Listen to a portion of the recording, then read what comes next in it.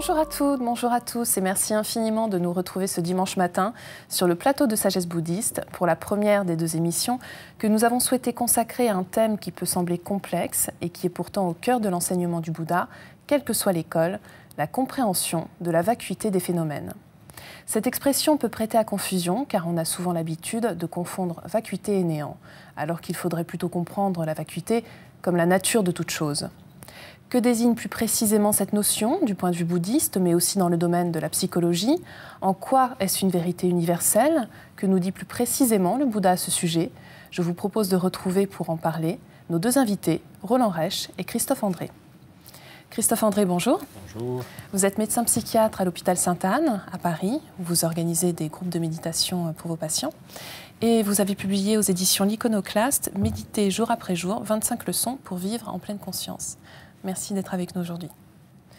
Roland Reich, bonjour. Bonjour. Vous êtes un ancien disciple de Maître Tenzin Deshimaru. Oui.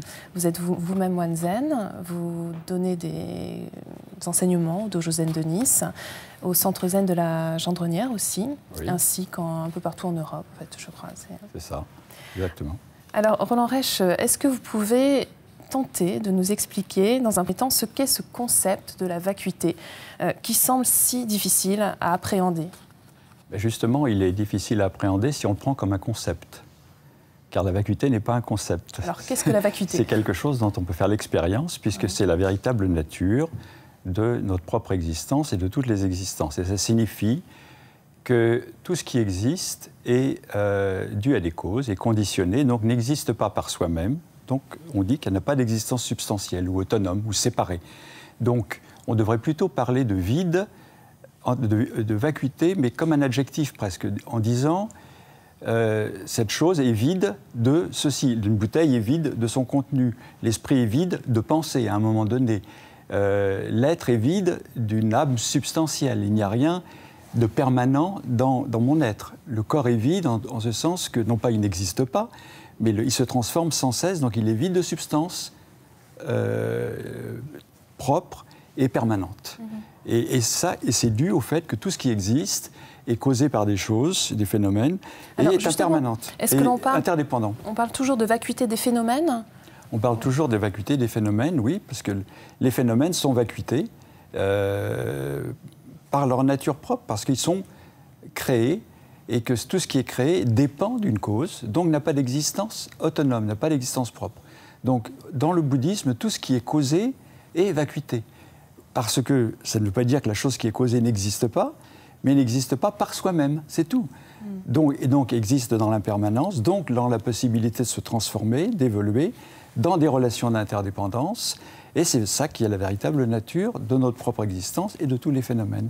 Alors, qu'est-ce que vous en pensez, Christophe André? C'est vrai qu'on a tendance à rapprocher ce mot de vacuité de la notion d'interdépendance, d'impermanence aussi. Oui. Enfin, moi, je suis ravi d'écouter un maître bouddhiste en matière de vacuité, puisque c'est vrai que c'est quelque chose qu'on aborde avec beaucoup de prudence, voire d'inquiétude, parfois, ces notions de vacuité.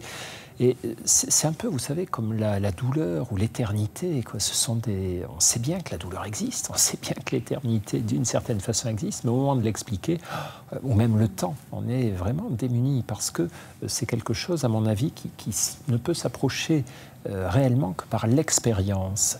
Et effectivement, à notre petite échelle, de la perception psychologique de ce que peut être la vacuité, il me semble qu'on peut approcher ce ressenti de vacuité, cette expérience de vacuité, en prenant conscience de l'impermanence de ce qui nous arrive, de ce que nous percevons, et en prenant conscience de manière répétitive. Et je crois que c'est la répétition de ces moments où on prend conscience de l'impermanence, de cette mobilité extrême, plus ou moins visible, de ce que nous vivons, de nos émotions, de nos représentations du monde, qu'on peut, par moments, s'approcher de ce que représente la vacuité. Alors justement, Roland Reich, ce qu'il faut dire, c'est que le bouddhisme se place du point de vue de l'absolu, et non pas du relatif quand on parle de vacuité. Oui, il ne se place pas du point de vue absolu, car le mot absolu est un mot absolument non bouddhiste, si je puis me permettre de dire. Parce qu'absolu veut dire une chose qui existe par elle-même, absolument séparée du reste. Alors il n'y a rien d'absolu. quelqu'un a dit l'absolu dans le bouddhisme, c'est comme un rond carré, ça ne peut pas exister. Par contre, on parle de vérité ultime ou de vérité profonde. Alors, par exemple, pourquoi on parle de vacuité, on insiste tellement sur la vacuité, c'est à propos de l'attachement à l'ego, l'attachement au moi. Et donc, l'enseignement fondamental du Bouddha, c'est que l'ego est sans substance, l'ego est vacuité. Alors, et ce n'est pas un dogme, ce n'est pas quelque chose dont on essaye de vous convaincre. C'est faites l'expérience inverse de vous demander qu'est-ce que moi, qu'est-ce que je suis. Et nous faisons cette expérience dans la méditation, en zazen, et on s'aperçoit, est-ce que je suis ce corps? Mais ce corps, qu'est-ce que c'est? Et finalement, il se transforme sans cesse. À un moment donné, je suis confortable, à un moment donné, j'ai des douleurs, puis il vieillit, etc. Bon, il est condamné à mourir. Mon esprit, mais mon esprit, qu'est-ce que c'est? C'est des sensations, des perceptions, des sentiments, des désirs. Mais tout ça, dans une séance de méditation, on s'aperçoit que ça change constamment, ça évolue constamment. Donc on dit, finalement, il n'y a pas de substance à l'ego. Alors on dit l'ego est vacuité. Voilà. C'est une manière résumée de dire que l'ego est insaisissable. Mais c'est en fait une notion qui n'est pas une notion, c'est presque un remède thérapeutique pour permettre le détachement de l'ego. Alors on verra ça plus particulièrement dans l'émission de la semaine prochaine, mais on dit aussi souvent que c'est une vérité universelle. C'est une vérité universelle parce que, alors quand on parle aussi d'universel, on veut dire que d'après ce que nous pouvons expérimenter dans l'univers dans lequel nous vivons, nous constatons partout que tout ce qui existe est vacuité, c'est-à-dire tout ce qui existe est causé par d'autres choses qu'elle-même, et donc est interdépendante et par conséquent impermanente. Maintenant, universel, ça veut dire ça, c'est-à-dire que dans l'univers que nous connaissons, partout, dans notre observation, nous trouvons que tous les phénomènes, tous les êtres ont cette caractéristique d'impermanence, d'interdépendance et d'absence de substance propre. Et puis, dans le passé, et dans le passé aussi, quand on regarde dans le passé, jamais on a trouvé quelque chose qui ne soit pas causé, qui existe par soi-même. Maintenant, dire que c'est universel, ça supposerait qu'on se place d'un point de vue de Dieu. Et on n'en sait rien. Il y a peut-être des univers où il y a des êtres... Dont on n'a pas connaissance. Dont on n'a pas connaissance, où il y a des êtres parfaitement permanents, substantiels, etc. Mais de ce que l'expérience humaine peut nous montrer du monde, c'est que tout ce qui existe est causé et donc sans substance propre et donc vacuité. Alors Christophe André, vous dites dans votre ouvrage que pour vous la vacuité c'est cela, la conscience de la complexité de toute chose. Qu'est-ce que vous entendez par là? Ce que j'entends par là, c'est que, une fois de plus, l'approche qu'on peut faire de la vacuité, c'est plutôt une approche expérientielle. Et c'est une répétition, je crois, d'expérience, comme le disait Roland, en matière de ressenti tout à coup, de l'impermanence, de l'interdépendance. Et je pense que la répétition, la multiplication de ces expériences nous conduit à la seule conclusion possible, c'est-à-dire que nos représentations mentales du réel, finalement, ne sont que des certitudes transitoires. Il y a une solidité au moment où nous regardons le monde, au moment où nous réfléchissons sur nous, sur le monde qui nous entoure, mais si nous laissons un peu de temps passer, nous nous apercevons que cette solidité n'avait pas lieu d'être. On voit très bien ça, par exemple, du côté de la psychologie des émotions. Lorsque je suis très en colère contre quelqu'un parce qu'on m'a dit que ce quelqu'un avait dit du mal de moi, j'ai une représentation du monde très solide. La personne est méchante, elle me cause du mal, elle me fait du tort. Et puis, si dans la seconde d'après, on me dit « mais non, finalement, c'était une erreur, elle dit du bien de toi », tout ça disparaît tout à coup. Et je m'aperçois que aussi bien la représentation précédente que celle que j'ai là sont absolument reposent sur du sable, reposent sur quelque chose de très subjectif, de très dépendant de causes qui m'échappent. Et je pense que chaque fois que nous arrivons à prendre conscience de cela, nous nous rapprochons effectivement de cette force potentiellement très libératrice qu'est l'expérience de la vacuité. Donc on en revient toujours à cette notion de discernement aussi, donc de vision juste. Et je crois que l'expérience de la vacuité, contrairement à ce que croient beaucoup de personnes, ne conduit pas au nihilisme, au désespoir, ou au cynisme, mais doit conduire au contraire à aimer ce que nous vivons, mais aussi à l'aimer avec prudence, avec une certaine humilité, et donc on peut traduire ça par une liberté par rapport à nos attachements. Mais est-ce qu'il n'y a pas un côté un peu vertigineux, Roland Reich, dans tout cela? Une angoisse que peut susciter cette approche de la vacuité? Ça peut être vertigineux si on s'identifie à un ego, qui est une construction mentale plus ou moins artificielle, et à laquelle on est tellement attaché. Alors là, c'est pour ça que beaucoup de gens ne peuvent pas comprendre la vacuité, parce qu'ils y sentent une menace. Donc c'est pas simplement une incompréhension, c'est une peur de trop comprendre de quoi il s'agit. C'est-à-dire que tout ce sur quoi je base ma conscience de moi et mon existence, au fond, est sans substance.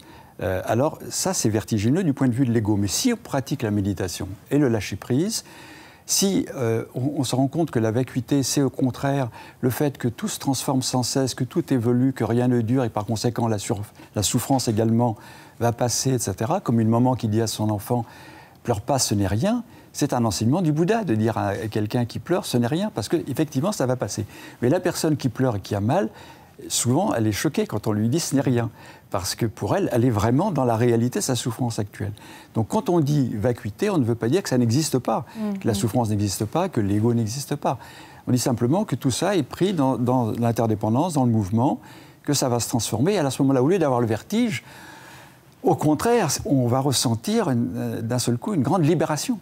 C'est plus du vertige avec la peur d'être englouti, c'est une libération par rapport à une illusion qui nous faisait vivre à côté de la réalité, et du coup on va pouvoir vivre en harmonie avec la réalité.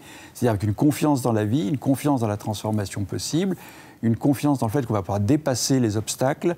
Quelqu'un qui est déprimé, par exemple, a l'impression que jamais plus sa vie n'aura de sens, que jamais plus il pourra désirer quelque chose. Et puis, en fait, ce n'est pas vrai, les dépressions, ça passe, comme tout le reste, surtout quand on est bien soigné.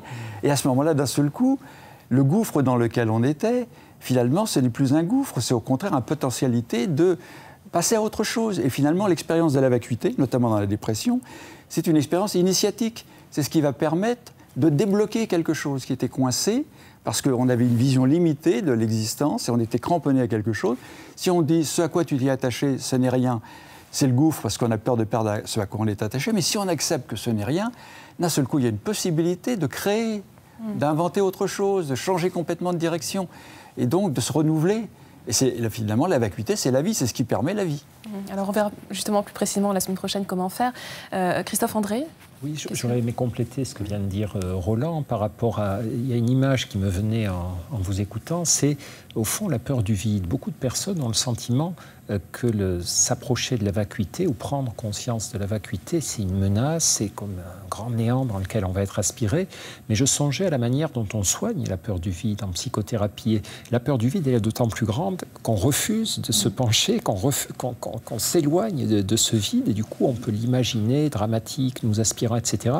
Et dans les thérapies, souvent, ce qu'on demande aux personnes, c'est de s'approcher tout doucement, d'apprivoiser le vide et de voir qu'il n'y a pas de danger pour nous si on ne fait pas n'importe quoi, mais pouvoir se pencher au-dessus du vide ne va pas nous condamner à être aspirés par lui. Au contraire, va pouvoir nous donner liberté et apaisement.